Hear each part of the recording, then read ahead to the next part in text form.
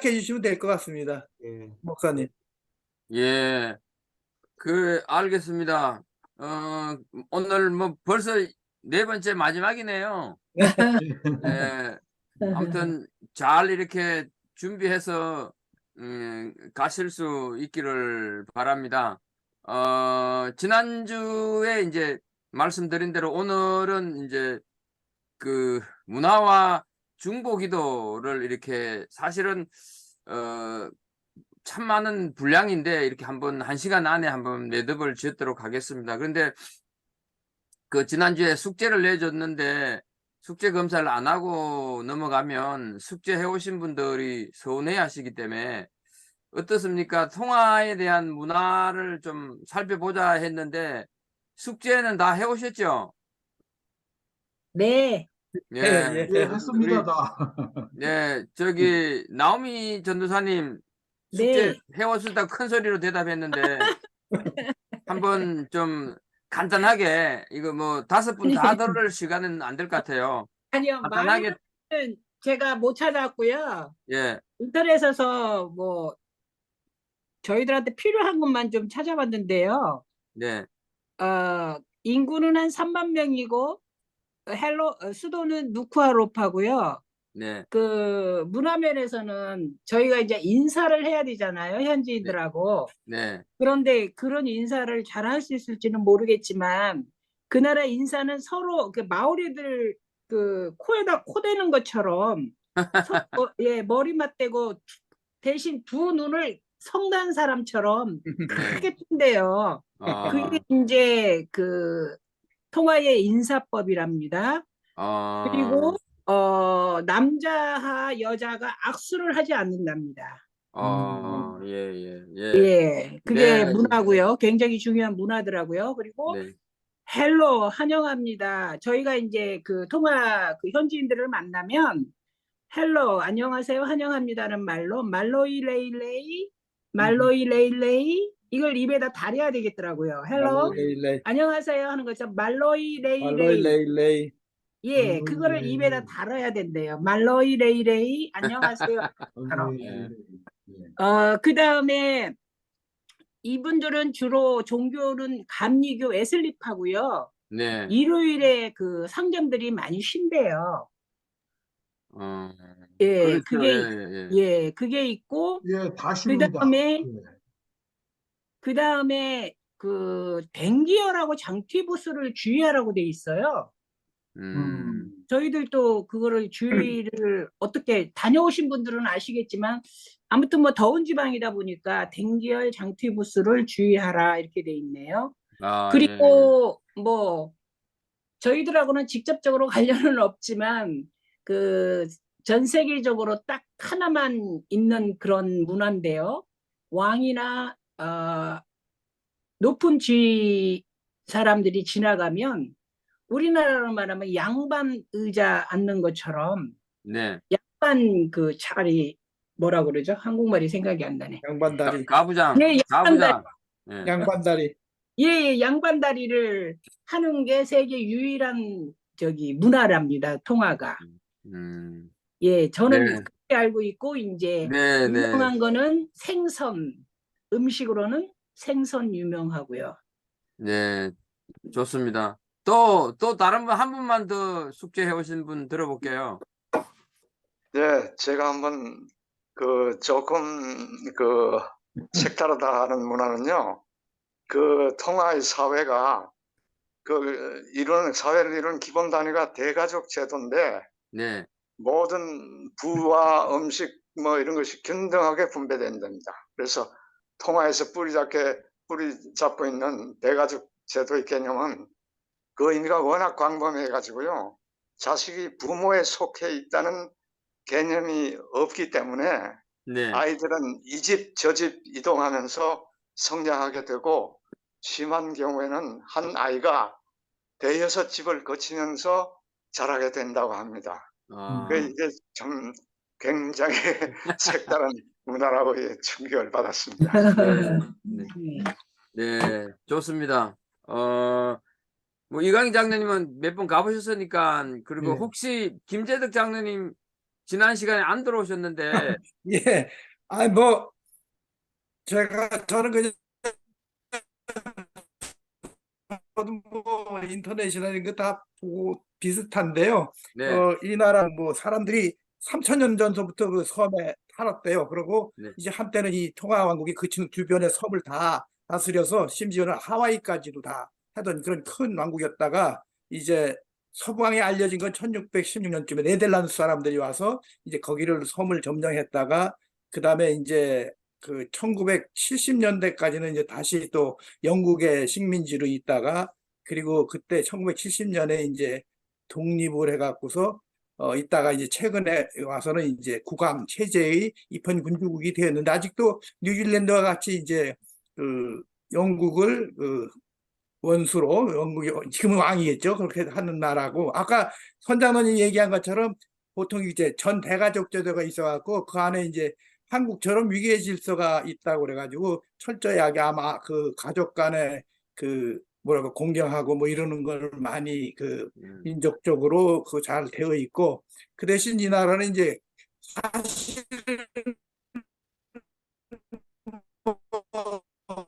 얼마만큼 기독교에 대해서 진시하면 그 왕 중에 한 사람이 이제 기독교를 국교로 선포해서 모든 것을 다 기독교화한다는데 그 기독교가 우리가 믿는 이런 기독교인지 아니면 저희가 확실히 모르지만 다른 종류 뭐 안식일교나 또는 뭐 그런지는 몰몬교인지 그런 건 확실히 모르는데 아마도 그런 종류의 조금 다른 기독교인지도 모른다는 것을 제가 본 것 같습니다. 그래서 네, 하고 뭐 음식이나 이런 건 뭐 대부분 이제 섬나라인데 거기는 특별히 농경이 별로 없으니까 대부분은 그 거기서 나는 뭐 과일이나 코코넛이나 주로 이제 코코넛 바나나 이런 거를 해서 뭐 옷 같은 것도 그걸 섬유를 다 이파리 같은 거 갖고 하고 뭐 그런다고 제가 조사한 바에는 그렇게 알고 있습니다.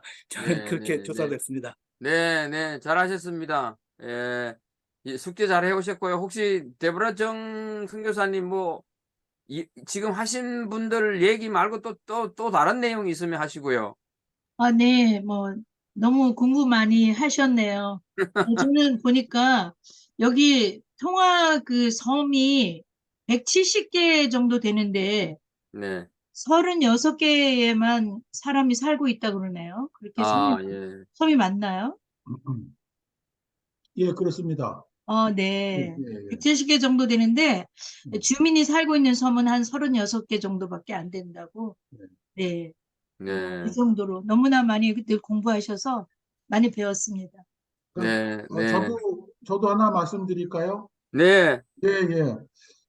지금까지 조사한 내용들이 너무 잘 조사하셨어요.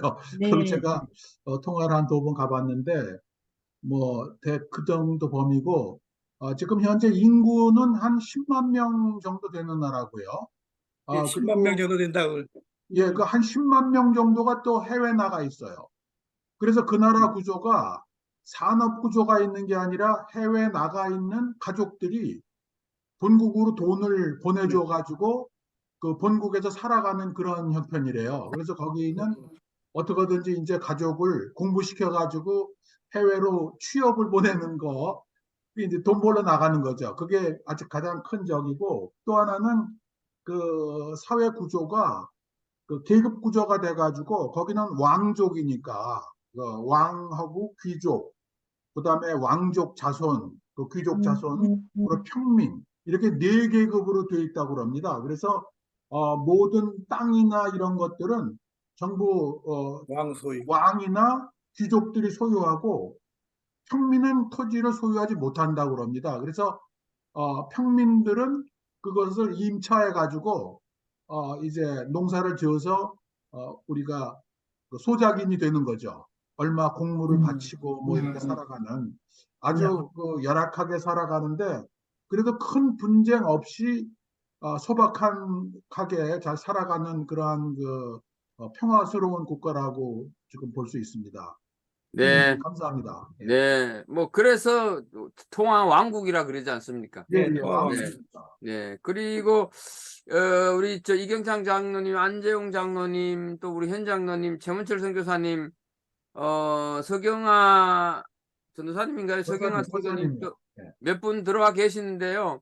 일단 시간이 지금 20분 다 돼 가니까 통화 가실 분들 중심으로 이렇게 그 나라에 대한 문화를 들은 걸로 하고요. 바로 강의를 시작을 하도록 하겠습니다. 네. 다들 저녁 드셨지요? 예, 예. 제가 왜 이거를 여쭤봤냐면, 이게 우리 한국 사람들의 문화입니다. 우리는 만나 아침 드셨습니까? 저녁 드셨습니까? 파도 없이 살다 보니까 끼니를 굶었는가 안 굶었는가 그게 이 하나의 어떤 그 문화가 되어버린 거죠.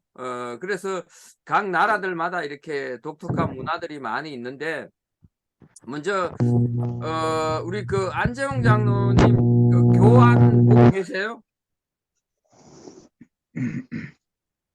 네, 잘못 들었습니다. 뭐라고 그- 말씀하셨죠? 지금 제가 보내드린 교재를 보고 계신가요? 예, 그렇습니다. 예, 그러면 거기 나와 있는 창세기 1장 28절을 좀 안장님 좀 읽어 주십시오. 예. 하나님이 그들에게 복을 주시며 하나님이 그들에게 이르시되 생육하고 번성하여 땅에 충만하라. 땅을 정복하라. 바다의 물고기와 하늘의 새와 땅에 움직이는 모든 생물을 다스리라 하시니라. 아멘. 아멘. 네. 이게 하나님께서 우리 인간들에게 주신 그 문화 명령, 그 문화를 어떤 식으로 만들어가고 그 속에서 어떤 식으로 선교를 해야 될 것인가 하는 것들을 잘 보여주는 말씀이 바로 창세기 1장 28절입니다. 그게 보면 생육하고 번성하고 땅에 충만하라, 땅을 정복하라, 이런 것들이 다 어떤 식으로 그 문화를 만들어 갈 것이고 그 문화 속에서 어떤 식으로 선교를 해 가야 할 건가 하는 것을 이렇게 함축해서 담아내고 있는 말씀이거든요. 그래서 시작하면서 이 말씀을, 창세기 말씀을 좀 함께 보면서 이렇게 시작을 하게 되었습니다. 교재에 있듯이 문화하고 선교는 매우 밀접하고 아주 중요한 관계를 가지고 있습니다. 그래서 만일 선교사가 본인이 가는 선교 지역의 문화를 제대로 알지를 못하고 복음을 전하고 있다고 한다면 그 복음이 오히려 이 전도에 방해를 가져올 수 있는 그런 상황이 될 수가 있다 하는 것이죠. 그래서 예를 들어 거기 나와 있는 대로 나이지리아 하우스 부족이라고 하는 부족이 있는데요. 이 부족은 장례식을 치를 때 반드시 죽은 사람의 관을 어깨에 매는 풍습이 있다고 그럽니다. 그런데 어느 날 그곳에 온 선교사가 그 자신의 정원에서 아들을 어깨에 올려놓고 노는 것을 본 거죠. 그 나이지리아 부족 사람들이. 그러니까 그거를 보고 이 사람들은 그 선교사를 평가하기를 자신의 아이를 얼마나 미워했으면 죽은 사람만 올려놓는 그 어깨에 올려놓고 이렇게 살까?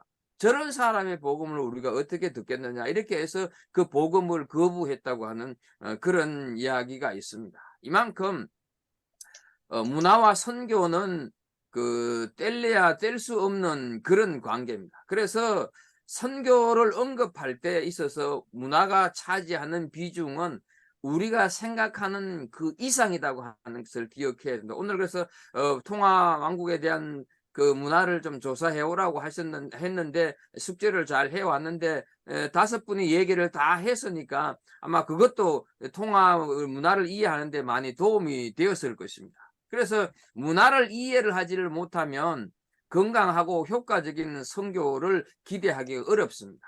그러면 우리는 문화 하는데 도대체 문화가 뭔가, 문화의 정의를 좀 살피면 대부분의 사람들은 이 문화라고 하는 얘기를 들으면 드라마나 음악이나 미술, 시 이런 어떤 문학과 관련이 있는, 그래서 그런 역할을 하는, 그런데 관계하는 사람들을 문화적인 사람 이렇게 얘기를 하고요. 또 이런 활동에 대해서 전문 지식을 가진 사람이나 그런 것들을 즐기면서 살아가는 사람, 이 사람들을 문화적인 사람 이렇게 얘기를 한다는 것이죠. 그런데 그거는 잘못된 정의라는 것입니다. 문화라고 하는 것은 인간 전체의 삶을 다루는 아주 포괄적이기 때문에 그렇게 뭐 미술, 거기에 국한시켜서 문화 이렇게 봐서는 안 된다는 것이죠.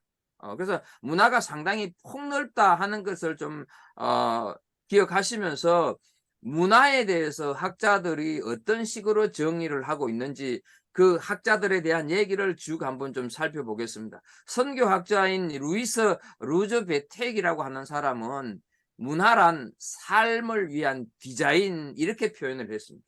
그러니까 이 문화가 얼마만큼 광범위하고 이 광범위한가를 우리가 좀 볼 수가 있지 않습니까? 그 다음에 미국의 인류학자로 클리포드 길츠라고 하는 사람은 문화란 삶을 향한 사람들의 태도와 삶에 대한 사람들의 지식을 개발하고 의사소통을 지속하는 수단이다. 이렇게 얘기를 했습니다.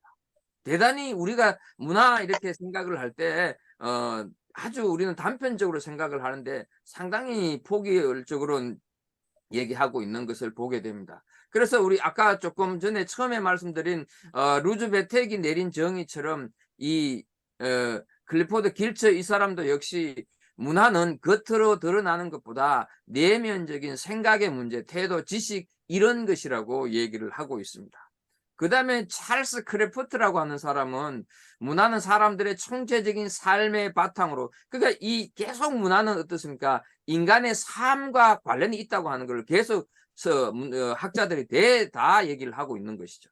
그 삶의 방식으로 개인들이 자신이 속한 사회로부터 유지할 것을 요구받는 사회적인 유산, 사람들이 삶을 살아가는데 필요한 밑그림 또는 생존을 위한 전략이라고 볼 수 있다. 이렇게까지 얘기를 하고 있습니다. 그 다음에 이 타일러라고 하는 사람은 문화란 지식, 신앙, 예술, 법률, 도덕, 관습 그리고 사회 구성원으로서 인간에 의해 얻어진 다른 모든 능력이나 관습들을 포함하는 복합적인 총체다. 이렇게 정의를 하고 있습니다. 그만큼 문화라고 하는 것이 광범위하다 하는 것이죠. 그 다음에 폴 히버트라고 하는 사람은 문화란 다소간의 차이가 있더라도 그룹에 소속된 사람들이 공유하며 그들의 상징 체계를 사용하여 의사를 소통할 수 있는 통합된 믿음, 느낌, 가치 그리고 세계관을 의미하는 것이다. 이렇게 정의를 하고 있습니다. 그러니까 제가 조금 전에 그 저녁 드셨습니까? 이렇게 여러분들에게 여쭤봤는데 이것은 어떻습니까? 한국 사람들에게만 있는 저 사람 이제 옛날부터 내려오는 우리 조상들이 얼마나 그 끼니에 대해서 집착했으면 또 얼마나 가난하게 살았으면 그것이 하나의 문화가 되어 가지고 요즘 굶는 사람 물론 아주 극소수 극빈자들이 있지만 보통적으로 옛날보다 요즘 굶는 사람이 거의 없잖아요. 그죠? 그런데도 어떻습니까? 인사는 물론 요즘 자라난 아이들은 그렇게 안 하지만 어른들은 아침 드셨냐고 저녁 드셨냐고 이렇게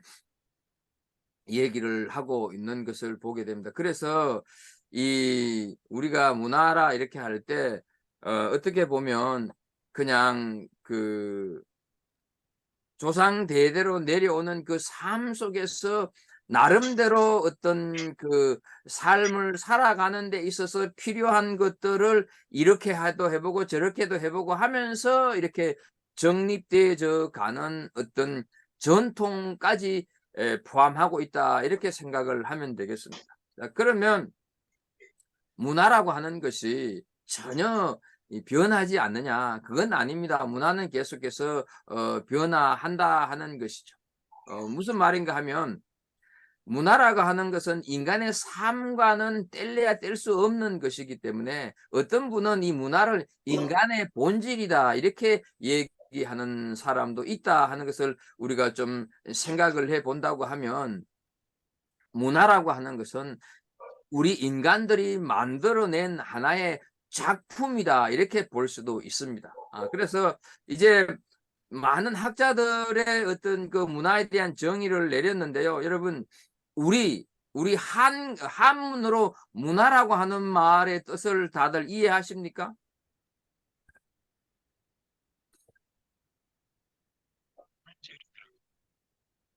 저도 이 강의 준비하면서 찾아봤는데요. 문화, 이렇게 하면 따뜻하죠. 우리말이 문화지만 한자로 또 쓰지 않습니까? 그럴 문자 꽃하자, 꽃하자는 아니죠. 그 하자를 썼는데 그게 그런 뜻이라고 합니다. 그를 가르쳐 사람을 깨우친다. 이 뜻이 우리가 지금 한글로 문화, 한문으로 문화 할 때의 말이라는 것이죠. 그러니까 여기 어떤 의미가 담겨져 있습니까? 문화라고 하는 것은 계속해서 달라지고 변해 간다 하는 것을 알 수가 있는 것이죠. 그를 가르쳐 사람을 깨우친다. 이게 문화라고 하는 것이죠. 그러니까 문화는 계속해서 이렇게 변하면서 살아가는 사람들에 의해서 세워지는 것이다 하는 것이죠. 우리가 이제 오늘 여기 나와 있는 연세 드신 분들은 다들 자녀들은 장성했고 뭐 이미 손주를 보신 분들도 많이 계실 텐데 어떻습니까? 우리 장로님들이 살아갈 때의 모습하고 지금 자녀들 혹은 손자들을 보면 어떻습니까? 마음에 들지 않는 부분이 있지 않습니까? 그죠? 근데 그거는 어떻습니까? 우리가 살아오던 문화와 지금 우리 자녀들, 우리 손주들이 살아가는 이 뉴질랜드의 문화는 다른 것이죠. 그렇기 때문에 우리는 자꾸 우리가 가지고 있는 문화 속에서 내 자식, 내 손주를 보기 때문에 내 마음에 안 드는 부분이 많이 있다 하는 것이죠. 그걸 우리가 좀 이해를 한다고 하면 문화라고 하는 것이 이런 거구나 하는 것을 우리가 좀 생각을 해보게 됩니다. 그리고 어때요? 우리 장로님들이 어렸을 때 유행했던 것들은 지금은 유행하지 않잖아요. 우리 장로님들이 어렸을 때 가게에서 팔던 것들이 지금도 팔아지고 있는 것은 많이 없잖아요. 이런 식으로 자꾸 문화는 변해가고 내가 싫든 좋든 간에 내가 속한 사회의 문화를 내 자신도 은연중에 영향을 받게 된다 하는 것이죠. 그리고 어떤 문화는 우리 한민족의 전통이 되어버린 것들도 많이 있다 하는 것을 우리가 좀 생각한다면 문화는 항상 변한다 하는 것을 알 수가 있고요. 그 다음에 문화와 종교를 좀 생각해 본다고 하면 우리 인간의 모든 문화는 종교적인 어떤 심성이 들어있는 것입니다. 그래서 문화와 종교가 참 분리된다고 하는 것은 어렵습니다. 왜냐하면 문화의 본질이 우리 인간들 사이에서 이렇게 인간들이 어떤 것을 숭배를 한다든가 어느 것의 가치를 우리 고목나무 숭배하고 또 뭐 이상하게 생긴 것에 어떤 가치를 부여해 가지고 거기에서 그냥 비나이다 이런 것들 우리가 많이 하지 않습니까? 그래서 그 문화의 본질이라고 하는 것은 바로 우리 인간들 사이에서 일어나는 것이라는 것이죠. 문화 컬처라고 하는 단어가 숭배를 뜻하는 칼투스에서 유래를 했다고 합니다.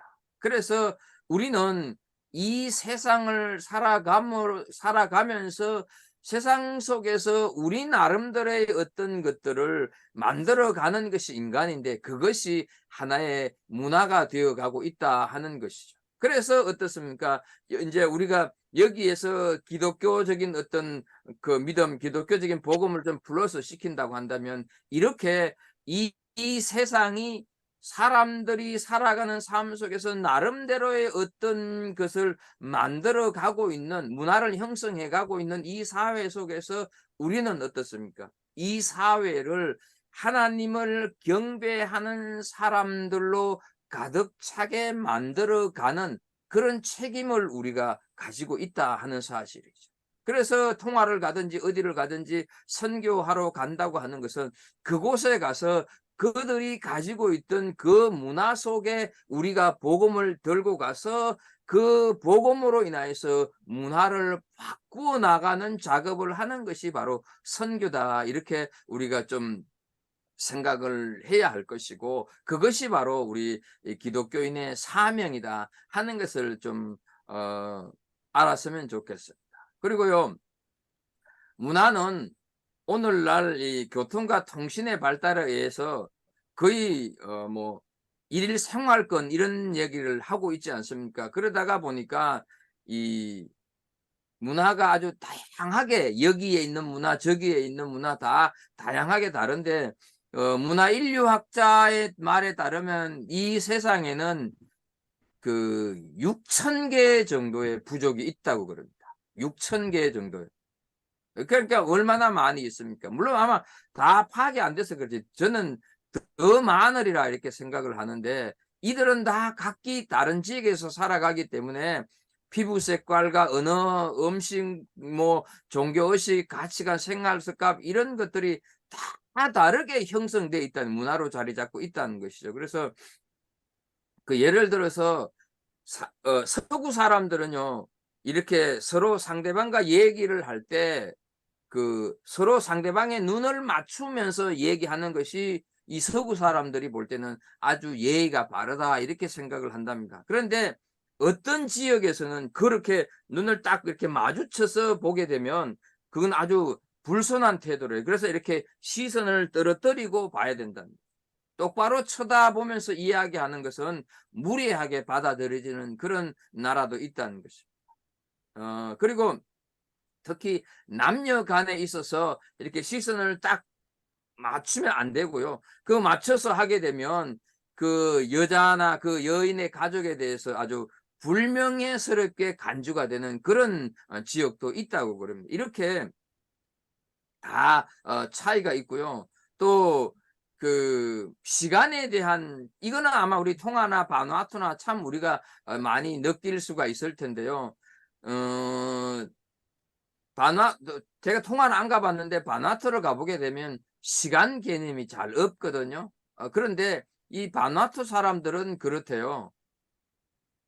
예배 시간이 11시다, 1시다 이렇게 정해져 있기는 하지만 사람들이 다 모였을 때 그때가 예배 드리는 시간으로 여겨진다는 것이죠. 그것이 통화는 모르겠습니다만은 바누아투에 그런 문화가 있습니다. 그런데 우리 한국 사람들은 빨리빨리 하는 습성이 붙어 있는데 속이 터지잖아요. 분명히 예배 시간이 11시인데 11시 반이 넘어가도 뭐 예배 드릴 생각도 안 하고 있으니까 이게 왜 얘네들 시간관념이 없나 이렇게 하는데 그게 아니고 걔네들의 문화 속에서는 그래도 예배 드릴 사람들이 어느 정도 모여야 예배를 드리는 시간이다. 이렇게 이해를 한다는 것이에요. 그리고 또 하나요. 정직과 거짓에 대한 문화의 차이도 많이 있다는 것입니다. 그래 어떤 지역에서는 꼭 필요해서 뭐 우리식으로 말하면 하얀 거짓말. 하얀 거짓말도 거짓말이잖아요. 어느 지역에는 꼭 필요해서 하는 거짓말은 거짓말이 아니라고 그렇게 인정하는 그런 문화가 있는 지역도 있다는 것입니다. 그 다음에 일부 일처제나 일부 다처제에 대한 그 옳그름에 대한 문화 차이도 있습니다. 뭐 이런 여러 가지 이렇게 많은 차이가 있다 하는 것을 좀 생각하면서 문화라고 하는 것이 이렇게 참 많이 다양하구나 하는 것을 좀 아시면 좋겠습니다. 뭐 저기 언어 다르고 음식 다르고 일상 습관 다르고 의식 구조 가치관 세계관 다 인식의 차이 다 다른 것이죠. 그러니까 이번에 통화에 가시는 5분들은 아마 통화의 문화가 어떤 문화가 있을까 그것만 한번 유심히 살피고 알아와도 상당한 어떤 그 선교의 보람이 있을 것입니다. 그러니까 문화에 대해서 한번 내가 이번에 뭐 꼭 그런 건 아니지만 내가 이번에 통화에 가서 우리 한국 사람들의 문화와 얘네들의 문화의 차이가 어떤 것들이 있는가 하는 것들을 한번 좀 꼭 이렇게 좀 살펴봤으면 좋겠습니다. 그다음에 우리 성경으로 좀 들어와서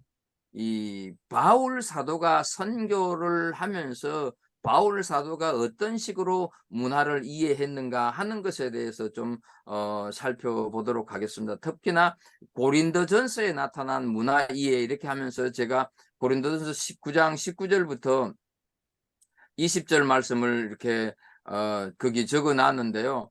거기 보게 되면 우리가 좀 생각을 해야 될 것은 상당히 바울 사도는 문화에 대해서 민감한 사람이었습니다. 그래서 그 고린도전서 9장 19절부터 20절에 보게 되면 사람은 삶과 그 문화의 배경에 제한되고 엄격히 구제받는 쪽으로 이렇게 바울 사도는 생각을 하고 있습니다. 그래서 그 바울 사도는 자기 권리를 포기하는 것을 아주 당연시 했습니다. 당연시 하면서 그 주어진 그 말씀이 바로 고린도전서 9장 19절부터 20절인데요. 우리 이강희 장로님 빨리 한번 좀 읽어 주시면 좋겠습니다.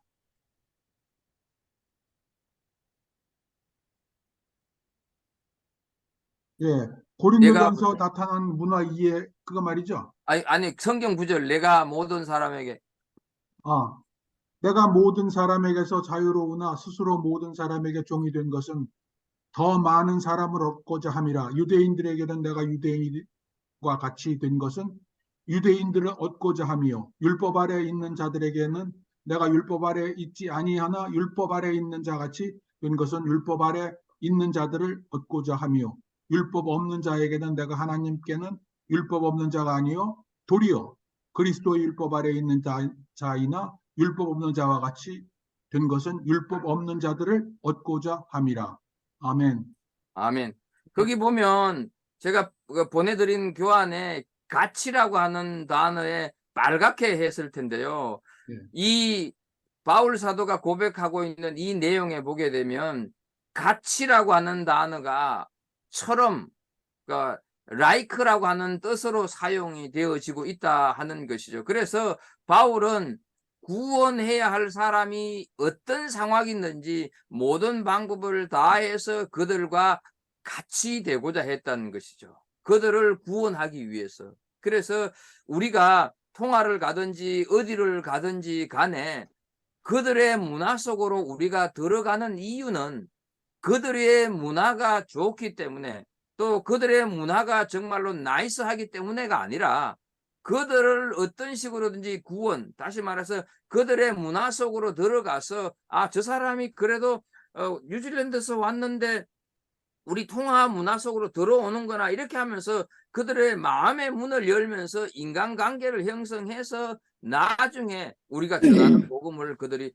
받아들일 수 있도록 하기 위해서 하는 것이죠. 달리 뭐 그들의 문화가 물론 우리 문화보다 더 좋은 문화도 있겠지만 또 그렇지 않은 문화도 있음에도 불구하고 우리가 기꺼이 거기에 들어가는 거는 바로 이렇게 한 사람이라도 더 구원하기 위함이다 하는 것을 좀 우리가 생각을 했으면 좋겠습니다. 그 다음에 그 갈라디아에서 나타난 문화 이해를 보게 되면 우리는 갈라디아서가 어떤 내용이라고 하는 것은 다 알고 계실 것입니다.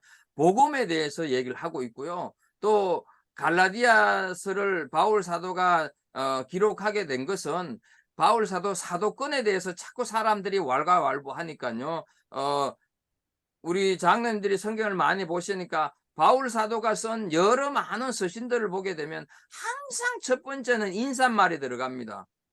항상 인사말이. 그런데 유난히 갈라디아서를 보게 되면 인사말이 없습니다. 바로 내가 사람에게서 난 것도 아니요 하면서 아주 바로 내가 지금 사도라고 하는 것을 분명하게 제시를 하거든요. 그 사도권에 대해서 얘기를 하고 있는데 복음을 전하기 위해서 접근할 수 있는 방법은 다양하고 또 유대인과 이방인들에게 다르게 묘사될 수 있으나 전파되는 것은 오직 복음밖에 없다 하는 것을 바울 사도가 쭉 이렇게 얘기를 하고 있는 것을 보게 됩니다.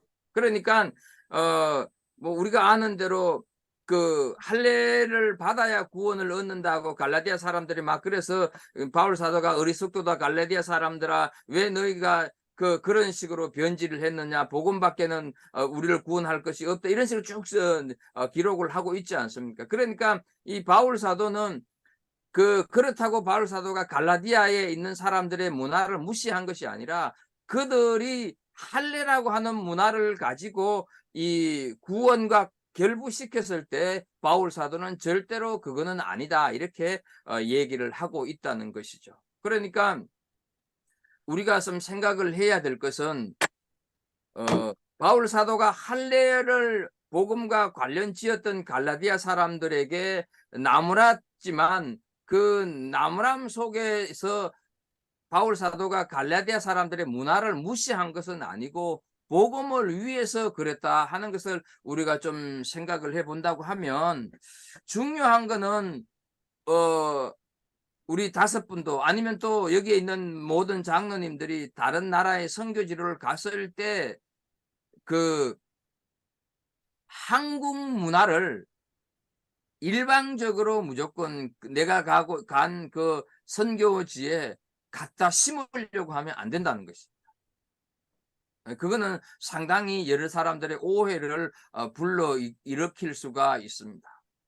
예를 들어서 여러분, 우리 한국 사람들, 우리 토끼 여기 계시는 장로님들은 다 어렸을 때 신앙생활 하면서 무릎 꿇고 기도했지 않습니까? 저는 뭐 지금도 집에서 기도할 때는 무릎 꿇고 기도하는데요. 이런 것들을 내가 가는 그 선교지에서 야, 기도 그렇게 하면 안 돼. 무릎 꿇고 기도해. 이게 안 된다는 것이죠. 또 있습니다. 우리 한국 사람들이 기도할 때 통성 기도하는 거. 한국 사람들만의 문화거든요, 이거는. 그걸 선교지에 가갖고 야, 기도는 그렇게 조용조용하게 해서 하나님이 듣겠냐? 이러면서 통성 기도를 해. 그게 진짜 기도야. 이게 안 된다는 것이죠. 그 다음에 금식 기도하는 거, 새벽 기도하는 거, 이런 것들이 진리는 아닙니다. 그런데 많은 선교사들이 금식 기도하고 새벽 기도하고 하는 것을 진리인 양 해갖고 그걸 그냥 선교지에 갖다 심으려고 하면 여러 가지 어려움들이 있다 하는 것이죠. 그러니까 이런 것들을 하지 말라고 하는 것이 아니라 그 선교지 사람들의 특성을 좀 감안해 가지고 조화롭게 접목시켜야 되는데 그냥 원주민들에게 무조건 받아들이려 강요를 해서는 안 된다 하는 것이죠. 그리고 또 우리 한국 사람들이 좀 선교사들이 실수하는 것들이 우리 그 유명한 말이잖아요. 빨리빨리. 그죠? 빨리빨리. 우리는 대부분 빨리빨리에 젖어 있어요. 그리고 그렇게 빨리빨리 하는 것이 정상처럼 보이고 그게 진짜 제대로 하는 것처럼 보이는데 통화나 바누아투는 그게 안 통한다는 것이죠. 그런데 자꾸 빨리빨리를 강조하면서 우리 한국 사람이 하나님으로부터 복을 받은 것은 바로 이렇게 부지런해서 빨리빨리 하기 때문에 복을 받았다. 이런 식으로 그들에게 얘기하거나 또 어떤 그들의 문화를 이렇게 터부시하거나 이러면 안 된다 하는 것이죠. 그거를 좀 자꾸 그러다가 보니까 아직도요, 많은 국가에서 많은 그 선교사들이 가 있는 나라에서는 기독교를 서양 종교로만 알고 있는 지역들이 많이 있습니다. 왜냐하면 우리 한국 사람들이 자꾸 그 한국의 문화도 심지만 서양 선교사들이 기독교와 함께 서양 문화를 강요했는데 우리 한국에 와갖고, 그런데 우리 한국 사람들, 한국 선교사들도 은연중에 그 서양 선교사들이 강요했던 서양 문화를 은연중에 우리 선교사들도 습득이 돼 있는 것이죠. 그거를 자꾸 심으려고 하니까 아직도 그 기독교를 서양 종교라고 생각하는 지역들이 있다 하는 것을 좀 생각해 주시면 좋고요. 그렇다면 이제 우리는 지금 어쨌든 통화로 가시는 분들은 다문화권 선교를 하러 가잖아요. 그러면 이 다문화권 선교사들은 통화에 있는 그 원주민들이 가지고 있는 그 세계관 혹은 신앙 체계에 대해서 어떻게 이해를 해야 될까?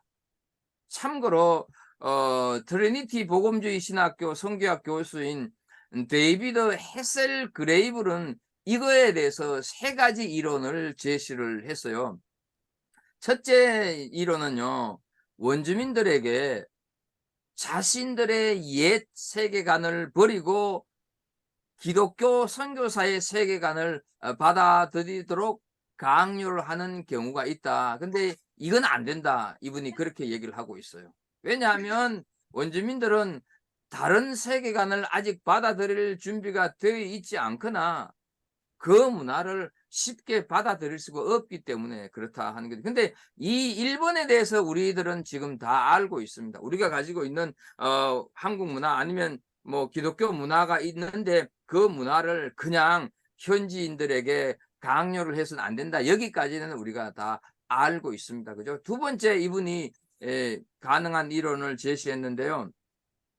잘 한번 좀 들어보세요. 복음을 전파하는 선교사들이 원주민들의 세계관을 자신이 사역하는 동안만 잠시 받아들이는 것이다. 이렇게 얘기를 해요. 근데 이 방법은 그 원주민 세계관과 문화와 복음을 이렇게 변형해서 원주민들에게 아주 의미가 있고 가치가 있는 새로운 토착적인 문화를 형성하게 된다. 이건 좀 쉽지는 않지만 좀 가능한 일이다. 이렇게 얘기를 하고 있어요.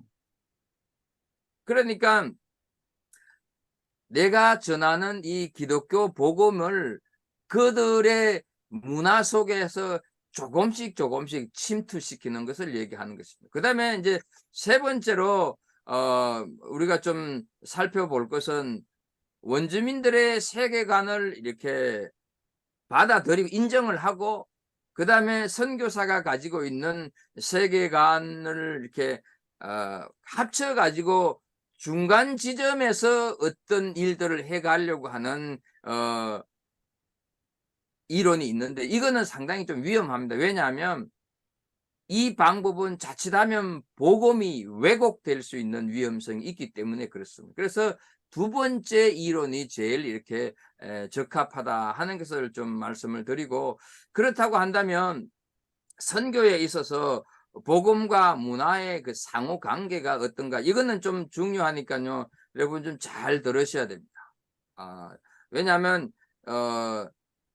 흔히 말해서 우리가 선교 방법은 시대에 따라 자꾸 달라지지만 복음은 절대로 변해서는 안 되거든요. 그렇기 때문에 이 복음과 문화의 그 상호 관계가 어떻게 해야 되는가 하는 것 좀 잘 살펴야 됩니다. 그래서 첫 번째로 이 문화라고 하는 것은 복음을 전하는 통로가 되도록 사용해야 된다는 것입니다. 이해가 되는지 모르겠습니다. 복음의 통로로서의 문화가 있어야 된다 하는 것이죠. 왜냐하면 그 어떤 지역이든지 간에 그 지역에 다 문화가 있습니다.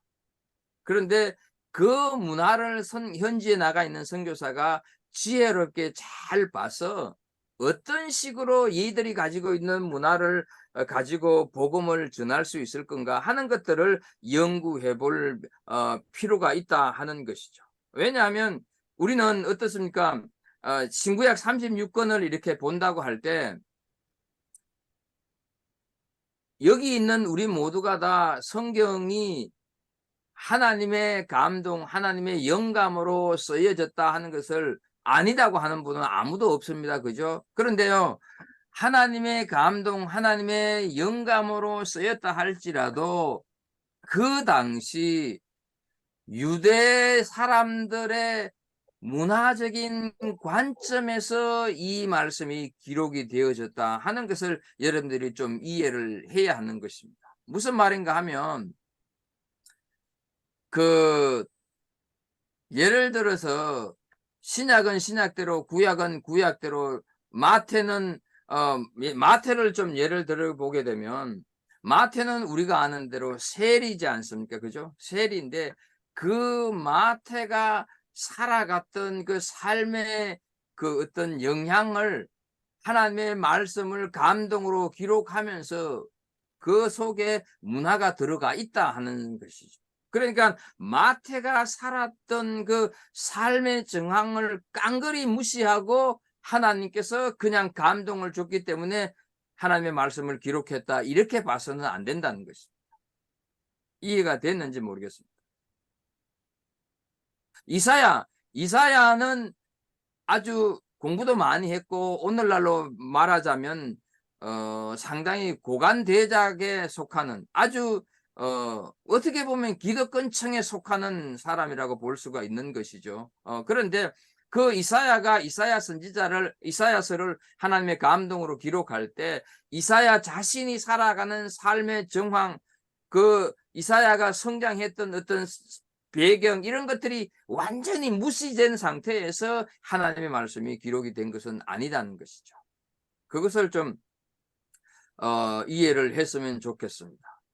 그래서 예수님도 그랬지 않습니까? 마태복음 28장 19절에 보게 되면 모든 사람들을 가지고 다 제자로 삼아라 말씀을 하고 있지 않습니까? 그죠? 그 예수님께서 제자를 삼아라, 제자화 시켜라 하는 것은 그 사람들이 살아가고 있던 그 삶의 정황을 완전히 무시하고 그리스도인으로 만들어라 이런 의미는 아닙니다. 그들이 살아가는 삶의 정황 속에서 그들이 가지고 있는 문화 속에서 그들을 복음으로 제자화해라 이런 의미죠. 좀 더 그래서 어떻게 보면 예수님께서 하나님이셨는데 육신을 입고 이 땅에 오신 그 성육신 하신 그 자체가 어떻습니까? 이미 지금까지 제가 말씀을 드린 대로 하나님은 하나님이고 우리 인간은 인간인데 인간에게 복음을 전하기 위해서 하나님이 낮아지셔서 사람이 되셨다는 거 아닙니까? 그러니까 우리 사람들이 살아가는 문화 속으로 예수님께서 오신 것이죠. 성육신 하신 것이죠. 좀 더 말씀을 드리면요. 예수님께서는 1세기에 그죠? 1세기에 로마의 식민지로 있던 팔레스틴 사람으로 태어나신 것이죠. 그것도 히브리어를 쓰고 아람어를 쓰는 유대인으로 오셨다는 것이죠. 만약에 예수님께서 한국에 태어나셨다고 한다면 틀림없이 예수님은 우리 한국 사람들이 어른들이 잘 쓰고 있는 밀짚 모자 이런 거 그런 거를 쓰고 다녔었을 거라는 것이죠. 그죠? 이해가 되셨는지 모르겠습니다. 그러니까 하나님께서는 우리 인간들의 문화를 사용하셔서 그 하나님의 뜻을 이루어 가는데 그 뜻을 이루기 위해서 우리 인간들이 가지고 있는 문화를 완전히 도에서 한 것이 아니라 문화를 사용해서 복음을 전하는 하나의 방편으로 썼다 하는 것이죠. 자, 그런데 그러면 복음과 문화가 같은 거냐? 아닙니다. 조심해야 됩니다. 그렇지만 복음과 문화는 엄격하게 구별됩니다. 왜냐하면 복음이라고 하는 것은 어떤 문화에도 종속되지 않기 때문에 그렇습니다. 그리고 우리가 아는 대로 복음은 하나님의 계시이기 때문에 그렇습니다.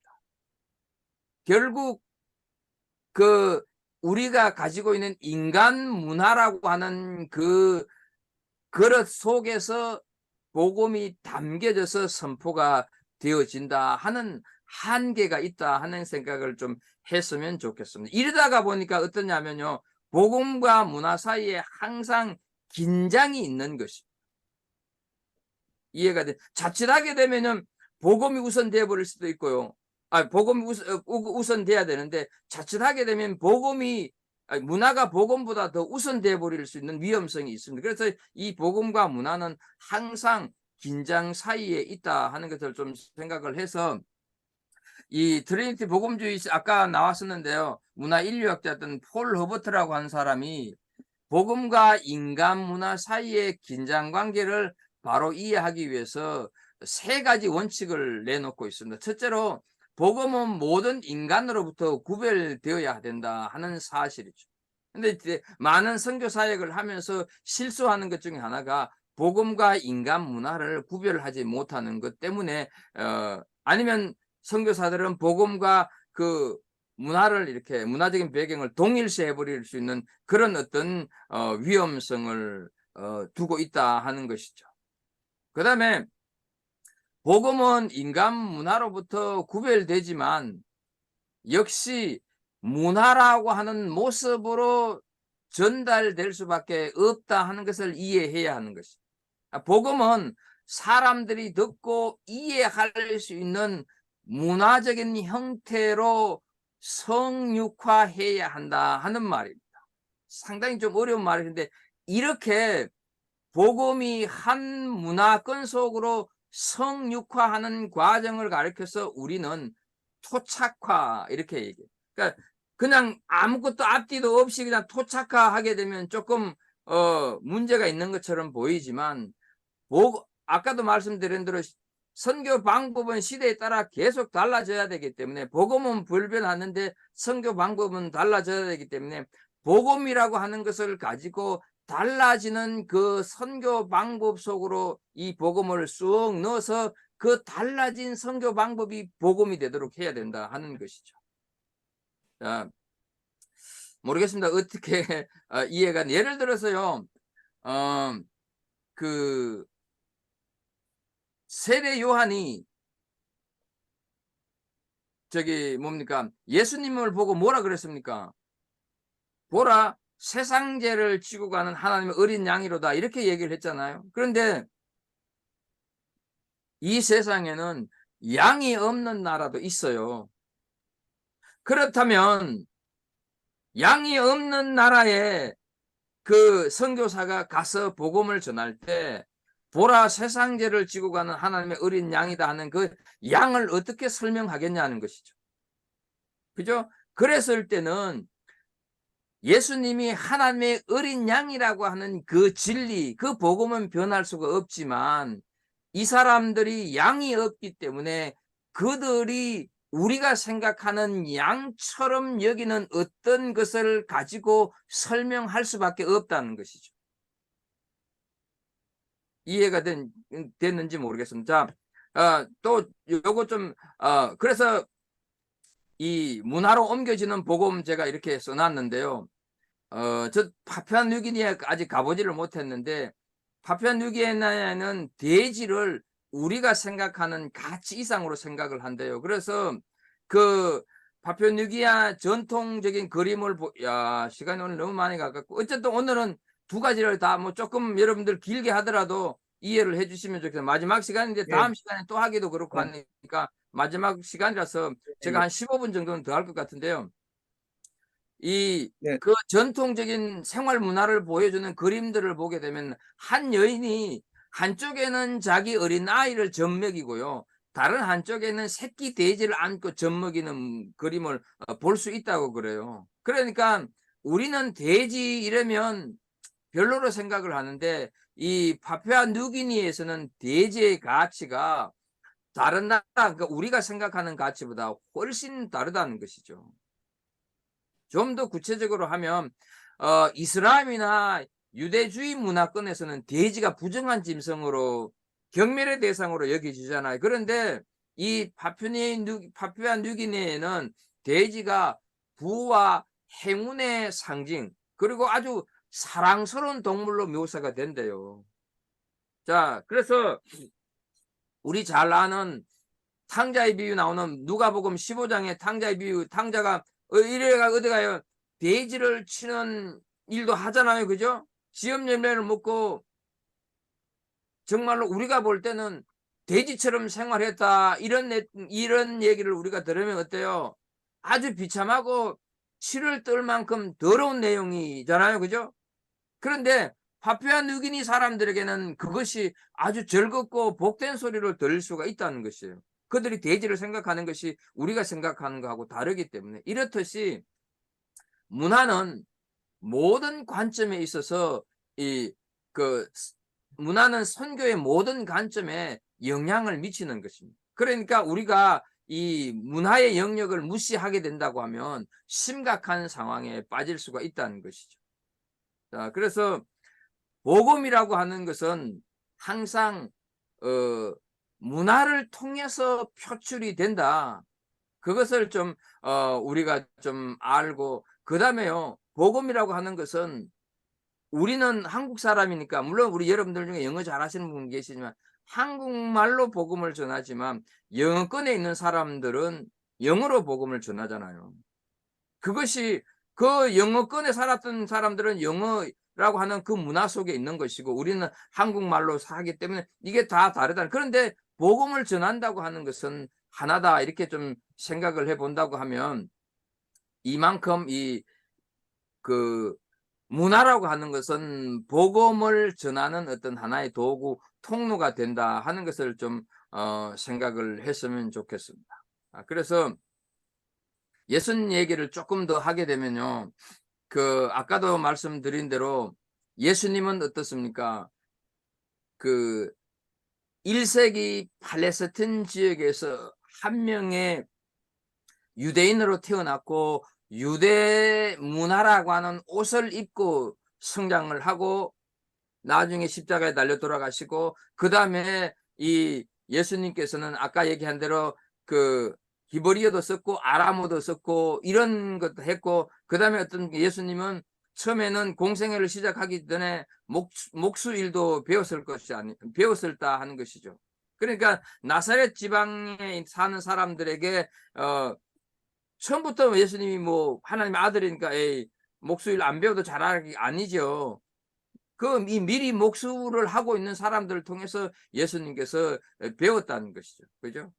그것을 우리가 좀 생각을 해본다고 하면 예수님조차도 복음을 전하기 위해서는 그래서 예수님이 비유 중에 보게 되면 씨 뿌리는 비유 뭐 이런저런 비유를 보게 되면 예수님이 공생이 시작 전에 살아왔던 그 삶의 어떤 그 정황 속에서 그다음에 그 당시 유대인들이 쉽게 접할 수 있는 그런 것들을 예수님이 겪었기 때문에 거기에서 비유로 말씀을 하시는 것들이 많이 있다 하는 것을 우리가 좀 생각을 하면서 좀 결론으로 좀 내려놓으면 선교와 문화는 어때요? 결코 떼어놓을 수 없는 그런 관계라는 것이죠. 그래서 흔히 말하는 대로 문화를 알면 선교가 보인다 하는 얘기가 있습니다. 그래서 이번에 가셔서 통화 문화를 잘 보시고 살피면 어떤 식으로 얘네들의 문화를 접목하고 이용해서 복음을 전할 수가 있겠구나 하는 것을 알게 된다 하는 것이죠. 그래서 우리가 좀 선교사가 아무리 선교지 언어를 완벽하게 구사할 줄 안다 할지라도 이 선교지에 있는 문화를 모르면 결코 선교 사역에 성공할 수가 없습니다. 그러니까 물론 그렇다고 뭐 언어가 중요하지 않다 이 말은 아니에요. 언어를 잘해도 문화를 이해해야 그 잘하는 언어를 가지고 복음을 전할 수가 있다 하는 것을 좀 생각을 했으면 좋겠습니다. 이렇게 선교와 문화 간의 어떤 그런 밀접한 관계가 있다. 이런 이해가 없이 선교사로 간다든가 선교지를 이렇게 가게 되게 되면 상당히 좀 어려움을 겪을 수가 있습니다. 그러니까 통화에 가시는 이 5분들이 좀 잘 이렇게 문화가 이렇구나, 문화가 많이 참 중요하고 다르구나 하는 것들을 먼저 이렇게 알고 통화에 가시게 되면 그들이 하는 그 여러 가지 말이나 행동이나 이런 풍습들을 보면서 충분히 아마 이해할 수가 있을 것이고 그 속에 녹아져 내려갈 수 있으리라 생각을 합니다. 그래서 문화와 선교는 불가분의 관계고 문화라고 하는 것이 복음보다 우선될 수는 없지만 복음을 전하기 위해서는 문화의 옷을 입고 복음을 전할 수밖에 없다 하는 것을 좀 생각을 하시면 좋겠습니다. 만약에 예수님께서 유대 지방에 태어나지 않고 한국에 태어났다고 한다면 이스라엘에는 겨울이 잘 없잖아요. 그러면 한국에서 태어났기 때문에 한국에서 겨울 지내다 가보면 눈도 많이 있고 했으니까 아마 예수님이 눈을 가지고 복음을 설명할 때도 있지 않았을까 이런 생각도 한번 해보게 되고요. 그 이스라엘 지방에는 눈이 잘 없는데 우리 뭔가 사제의 선언을 할 때 흰눈같이 양털같이 희게 하리라 이렇게 할 때도 눈이 없는 나라에서는 이게 뭔가 이렇게 이해가 잘 안 된다는 것이죠. 그만큼 복음은 문화라고 하는 것을 도외시하고는 잘 선포가 안 된다 하는 것을 좀 기억하시면 좋겠습니다. 거의 한 50분 정도 문화에 대해서 좀 설명을 했고요. 중보기도는 뭐 여러분들이 다 아시는 거니까 빨리빨리 좀 진행하도록 하겠습니다. 그래서 중보기도의 의미는 다 아시죠? 그죠? 성령의 인도하심을 따라 나를 위해서가 아니라 다른 사람, 다른 나라, 다른 지방, 다른 어떤 일들을 놓고 하나님 앞에 특히 기도 드리는 것이 중보기도인 것이죠. 그리고 디모데전서 2장 1절에서 2절에 보게 되면 제가 빨리 읽을게요. 그러므로 내가 첫째로 권하는 모든 사람을 위하여 기도와 간구와 도고와 감사를 하되 여기서 중보기도의 의미가 도구라고 하는 단어가 중보기도의 의미를 품고 있습니다. 그래서 중보기도라고 하는 건 바로 나를 위해서가 아니라 다른 사람을 위해서, 다른 나라를 위해서 하는 것이 기도다. 그것도 내 마음대로가 아니라 성령의 인도하심을 따라. 그래서 중보기도를 한다고 하는 것은 내가 하고 싶어서 해주는 것은 참 어렵습니다. 그런데 성령이 인도해서, 성령께서 내게 알려줘서, 어느 날 여러분들이, 장로님들, 우리 다들 경험하시지 않습니까? 어느 날 왜 그 사람이 생각이 나서 그 사람을 위해서 기도하고 싶어지지? 그 문제를 놓고 기도하고 싶어지지? 이게 성령께서 움직이시는 것이죠. 그것이 중보기도다 하는 것을 좀 아시면 되겠고요. 성경에 나타난 중보기도 다 아시죠? 아브라함이 롯을 위하여서 그저 기도했던 거, 이 대표적인 중보기도죠. 모세가 자기 백성을 위해서, 그래서 차라리 내 생명을 그냥 내 이름을 생명책에서 지워지더라도 우리 민족 살려달라고 이렇게 하는 거, 그게 중보기도고, 이사야가 히스기야 치유를 위해서 기도해 주는 것도, 또 느헤미야의 얘기도 나오고, 바울 사도는 빼놓을 수가 없죠. 골로새서, 데살로니가 교회를 위해서, 또 에베소 교회를 위해서 이렇게 기도해 주는 이런 것들이 다 중보기도고, 바울 사도는 그렇게 중보하면서 또 다시 다른 주변에 있는 사람들도 이렇게 중보기도자가 되기를 원했었다 하는 것을 좀 이해하시면 되겠습니다. 그다음에 그 중보기도의 중요성 제가 얘기를 하고 있는데요. 중보기도를 통해 가지고 하나님이 얼마만큼 응답하시는가 하는 예를 창세기 18장 22절부터 33절에 이렇게 얘기를 했는데, 이것이 아까 말씀드린 대로 아브라함이 롯을 위해서 중보했던 그 내용이죠. 그 내용을 쭉 우리가 다 알고 있으니까, 그죠? 하나님께 중보기도 요청을 해가 6번이나 반복하잖아요. 6번. 그래갖고 결국은 의인 10명이라도 있으면 멸망시키지 않을 것으로 하나님으로부터 약속을 받잖아요. 자, 그런데 어때요? 소돔과 고모라 성이 아브라함의 중보기도로 안 망했습니까? 망했죠. 왜 하나님은 그럼 아브라함의 중보기도를 안 들어주신 겁니까? 그 10명, 소돔과 고모라 성에 10명의 의인도 없었다는 것이죠. 그런데 하나님께서는 그 조카를 롯을 향한 그 아브라함의 중보기도를 들으신 것이죠. 그래서 롯은 구하고 소돔과 고모라 성은 이렇게 멸망하게 되는 거. 그 다음에 출애굽기 32장 범죄한 이스라엘을 위해서 그 기도했는 거, 그죠? 그것을 좀 우리가 좀 생각을 해본다고 하면 상당히 많이 이렇게 모세가 중보기도를 했다. 그래서 하나님께서 그 중보기도를 들으시고 결국은 이스라엘 백성들을 용서해가는 그런 내용들이 있고요. 그 다음에요, 에스겔서 22장 23절에서 31절에 보게 되면 중보기도자가 없어가지고 유다 백성이 멸망하는 장면이 나옵니다. 참, 그래서 중보기도가 얼마만큼 중요한가 하는 것을 좀 알게 되고요. 지금 여기 계신 분들은 아마 나름대로 그래도 기도 많이 하시는 분들이라 이해를 하고 있으니까 중보기도를 많이 하고 계실 것으로 믿습니다. 그 다음에 중보기도 열매를 좀 설명을 하면 다 아시는 내용이죠. 베드로는 감옥에 갇혀 있는데 베드로를 위해서 그 사람들이, 일단의 무리들이 모여서 기도했을 때 옥문이 저절로 열려가지고 어때요? 풀려 나와갖고 기도하는 집에 베드로가 찾아왔을 때 대문 밖에 나와 있던 사람이 베드로가 서 있으니까 귀신인 줄 알고 이렇게 가서 얘기하니까 참 아이러니하지 않습니까? 베드로의 석방을 위해서 기도해놓고 막상 베드로가 오니까 또 안 믿는 그런 어떤 이율배반적인 모습을 우리는 여기서 보고 있는데요.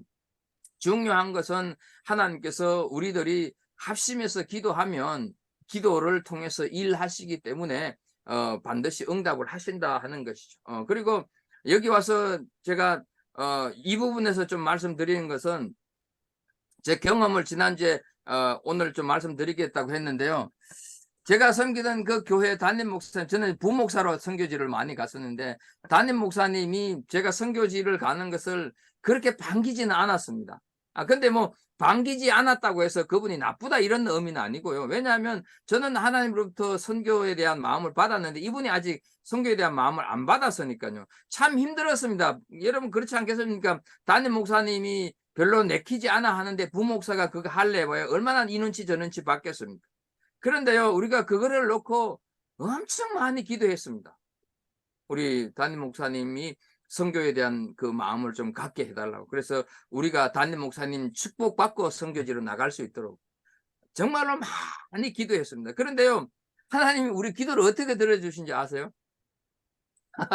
하나님께서 우리 담임 목사님 딸이 있었어요. 딸이 있었는데 그 딸을 베트남 사람과 결혼을 시켰어요. 하나님이 그렇게 연결하시더라고요. 어느 날 갑자기 이 딸이 결혼하겠다고 데리고 왔는데 베트남 남자였어요. 그렇게 우리 목사님이 엄청 고민을 했습니다. 상당히 보수적인 분인데 그 막내딸을 저기 외국인하고 그것도 말도 안 통하는 사람하고 결혼을 하려고 하니까 얼마나 그랬겠어요. 되게 많이 말렸습니다. 그런데요, 끝내 결국은 결혼을 했습니다. 우리 교회에서 베트남 사람하고. 자, 그러니까 말하자면 사돈이 베트남 사람 된 거 아닙니까? 그러니 제가 베트남을 간다고 하니까 더 이상 반대를 못 하는 거예요. 사돈 나라로 간다는데 하나님이 그렇게 중보 기도를 들으셔가지고 바꾸시더라고요. 그 이후로는 이제 우리 목사님이 제가 선교를 가면서 목사님 사돈 나라인데 한번 가보시죠. 이렇게 해가지고 저는 루마니아로 가고 목사님을 베트남으로 보냈습니다. 보냈는데 당신이 가서 그 선교팀들이 거기서 사역을 하는 걸 보더니 완전히 바뀐 거예요. 야, 이 목사가 쟤들 데리고 나는 베트남에 그냥 관광 가는 줄 알았는데 그게 아니구나. 그렇게 하면서 바뀌어요. 하나님이 참 놀랍게 역사하시더라고요. 사위 베트남 사람으로 바꿨는데 목사님 마음까지 바꾸셔가지고 나중에는 적극적으로 협조를 했죠. 굉장히. 그러면서 좀 선교가 수월해졌고 이제 올해는 내가 베트남 가면 목사님은 루마니아로 보내고 이렇게 번갈아 가면서 같이 이렇게 선교 사역을 했었고요. 나중에는 제가 여기 오고 우리 목사님이 우리 교단의 선교부장이 되셨어요. 선교부장. 그러니까 우리 교단 전체를 선교를 아우르는 선교부장이 됐어요. 그러니까 이제 교인들이 고생은 이 목사가 하고 덕은 우리 목사님 보는구나 이런 우스갯소리를 했는데 왜냐하면 한 교단의 선교부장이 된다고 하는 거는 그 교회가 선교를 해야 선교부장이 되지 선교도 안 하고 있는데 그 사람을 선교부장으로 안 시키거든요. 그래서 계속 루마니아, 베트남 뭐 이렇게 선교를 하다가 보니까 이런 그 선교부장이 되셨는데 이렇게 그 하나님께서 중보 기도를 결코는 무시하지 않습니다. 들으시고 응답하신다는 것이죠. 그 다음에 중보 기도 열매 우리 그 아말렉과 싸우는 거죠. 모세가 팔을 들고 있는데 내리면 지고 들면 이기고 하는 이런 얘기. 결국은 영적 전쟁에서 승리할 수 있는 것은 혼자 할 수가 없고 옆에 있는 아론과 훌이 이렇게 도와주어야 한다 하는 것을 좀 우리가 뭐 성경을 통해서 알 수가 있는데요. 이거는 뭐 그냥 성경에 나와 있는 거니까 우리가 또 많이 들어왔는 얘기고 하는데 또 하나 제가 기도를 통해서 하나님의 역사를 본 건 이렇게 승리하게 만든 걸 보게 되면 이제 제가 루마니아를 선교를 갈 때 석 달 전부터 훈련을 한다고 그랬잖아요. 석 달 전부터 훈련을 하는데 선교를 가기 2주일 남겨놓고요. 우리 그때 14명이 루마니아를 갔는데 그 14명 중에 한 분이 제게 이런 요청을 했어요. 목사님, 왜냐하면 루마니아를 가려면 터키를 경유해서 가게 됐었어요, 표를. 근데 한 분이 목사님, 일부러라도 터키의 성지순례를 가는데 우리가 루마니아를 가기 위해서 터키를 경유하니까 그 터키 성지순례를 다 며칠이라도 하고 옵시다. 이런 제안을 한 거예요. 그래서 그걸 이제 제가 중보기도 같이 하면 이제 선교 훈련을 하면서 멤버들에게 오픈을 했어요. 이러이러한 제안이 있다. 너희들 어떻게 하겠냐. 뭐 그때 물론 어른들도 계셨고요. 어떻게 하시겠습니까? 이렇게 얘기했더니 다 좋다는 거예요. 담임 목사님 허락을 받아야 되잖아요. 그때 아직 그 베트남 사회가 되기 전이었기 때문에 담임 목사님 허락을 받는데, 제가 지난주도 얘기했지만 저는 철저하게 자비랑 원칙이었다 그랬잖아요. 그런데 만약에 터키에 4, 5일간 더 체류하려고 하면 체류비가 더 들잖아요. 그러니까 대뜸 우리 목사님 하는 말이, 돈 더 들어도 나는 모른다. 너가 돈 내갖고 너끼리 가라. 그분도 경상도 분이거든요. 그렇게 얘기해서 허락을 받은 거예요. 자, 그런데 문제는 2주일 남겨놓고 그게 되니까 지금이야 터키에 많은 분들이 선교사들이 가 있지만 우리는 아무것도 모르는데 터키에 내려갖고 어떤 식으로 땅밟기를 하겠느냐. 선교사를 어떻게 해서든지 연결을 해야 되는데 방법이 없어요. 그래서 우리가 이 일을 놓고 그냥 하나님 앞에 기도만 계속 했었어요. 기도 계속 하고 이제 그 비행기 표를 다시 이렇게 좀 어렌지하고 이렇게 하는데, 여기서 또 뭐가 발생이 되냐면, 이제 선교를 마치고 다시 루마니아에서 나와가지고 그 터키에서 아시아나를 타고 갔으니까 그 터키에서 독일로 가서 독일에서 이렇게 한국으로 오게 돼 있었거든요. 그런데 터키에서 그 독일로 가는 비행편이 컨펌이 안 된 상태에서 우리가 출발을 했어요. 그러니까 두 가지 기도 제목이잖아요. 하나는 선교사를 만나게 해달라. 그 다음에 우리가 가서 2주간 사역하는 동안에 컨펌이 되게 해달라. 이 두 가지를 놓고 기도했는데요. 하나님이 어떻게 응답을 하시냐면, 이제 한국이 인천인가요? 인천공항에서 아시아나를 탔어요. 타고 가는데 한 초등학교 한 6학년 정도 되는 아이가 참 이쁘더라고요. 너무너무 이뻐요. 근데 이제 지루하니까 비행기 안을 왔다 갔다 하더라고요. 그런데 우리 멤버 중에 한 사람이 걔를 이제 사탕도 이렇게 주면서 이런저런 얘기를 했어요. 어디 갔니? 어디 가니? 왜 가니? 아빠가 누구니? 이렇게 얘기를 하는데 참 놀라운 건요.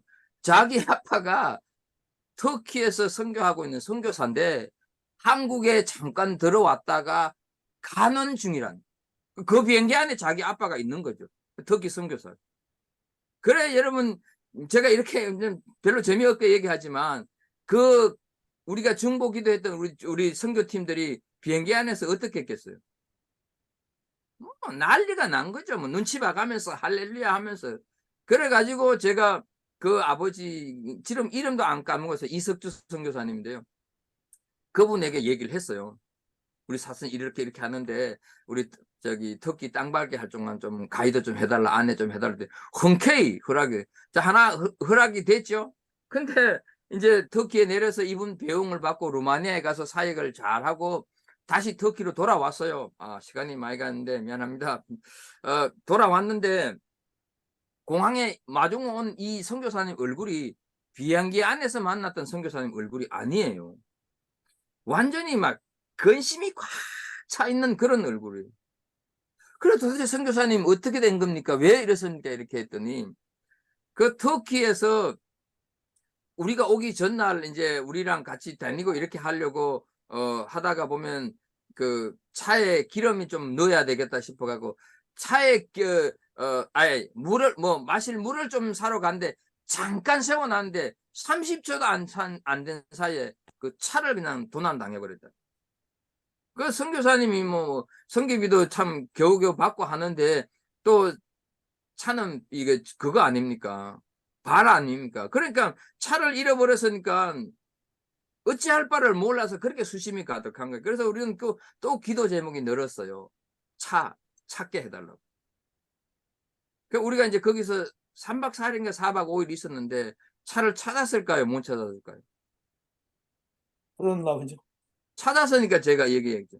우리가 떠나려고 하는 그 아침에 경찰에서 전화가 왔어요. 차 어디 있다고. 그런 일은 그 선교사님 말로 빌기면 터키에서 아마 지금부터 20년도 훨씬 전이니까 터키에서 차를 잃어버리면 그것으로 끝이래요. 절대로 못 찾는데요.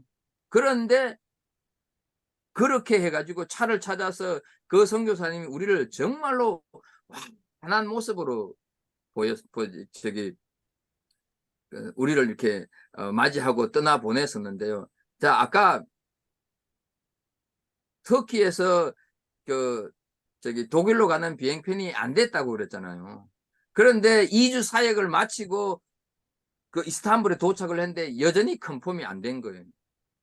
우리 지금 독일에서 출발한 비행기 못하면 우리 이제 국제미아 되잖아요.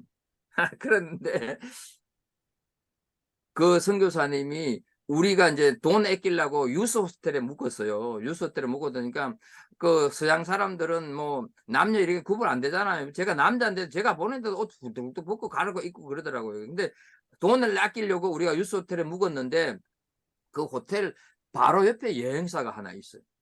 그래가지고 정말로 저도 참 믿음이 없어요. 그렇게 중보 기도를 하면서도 거기 가서 딱 물어봤더니 프랑크푸르트까지 가는 비행기가 있는데 저기 슬로베니아라고 하는 지역에 잠시 서너 시간 머물렀다가 가야 된대요.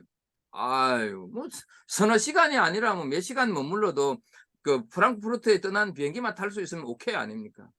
제가 왜 이런 얘기를 들었냐면 그 비행기 편을 마련해 달라고 우리가 기도했었지만 처음에 중보 기도하기 될 때 왜 그 터키에 이스탄불에서 땅 밟기를 하러 가자. 그러니까 며칠 연장을 하자고 하면 돈이 더 든다 그랬잖아요. 그때 우리가 20만 원을 더 걷었어요. 근데요, 이야, 기가 막히더라고요. 그 비행기가 프랑크푸르트까지 가는 비행기 가는 값이었어.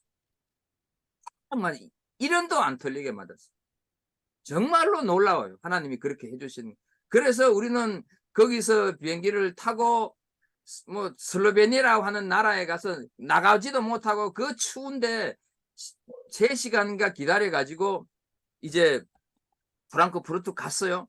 도착을 했더니 참 하나님께서 우리는 그 비행 시간이 남아 있기 때문에 그 짐을 좀 맡기려고 짐 맡기는 데서 시간을 보내고 있는데 한국에서 우리 티켓을 끊어줬던 여행사에서 우리를 찾는 거예요. 왜 찾았느냐 하면요. 그 아시아나 비행기가 뭔가 고장이 나서 12시간이 딜레이 된 거예요. 그러니까 우리를 찾아가지고 12시간 동안에 밥을 먹을 2끼 값을 티켓을 주기 위해서 우리를 찾은 거예요. 그래서 저희는요. 12시간을 연착이 된 것도 좋았죠. 왜냐하면 밥 공짜로 먹죠. 12시간 있으니까 공항 나와서 프랑크푸르트 땅 밟게 했어요, 우리. 그렇게까지 하나님께서 우리를 이렇게 우리의 중보 기도를 들어주시더라고요.